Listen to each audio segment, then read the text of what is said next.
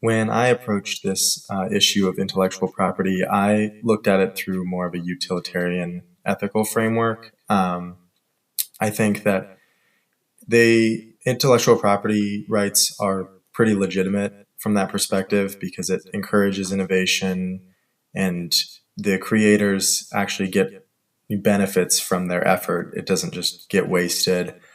Um, and it kind of just maximizes the benefit and minimizes the harm in society. The issue with not following intellectual property is the creators creating the systems and the software that we rely on won't get the benefit they deserve.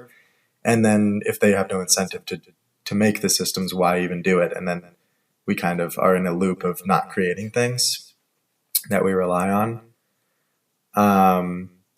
So we kind of need intellectual property rights exist so that the people making the technologies benefit from the technologies so that we can create more technologies. However, I also looked at more of a different perspective of the fact that software especially kind of builds on previously made software. So intellectual property rights can in some ways get in the way of advancement because if everyone's keeping their proprietary stuff to themselves, they're keeping it proprietary, then no one can work on top of it and build on the previous work. So in a way, there needs to be met some sort of ethical balance between this is intellectual property, we're to keep it to ourselves, but also we want to build on this. We want to give everybody access to it so that we can adapt further.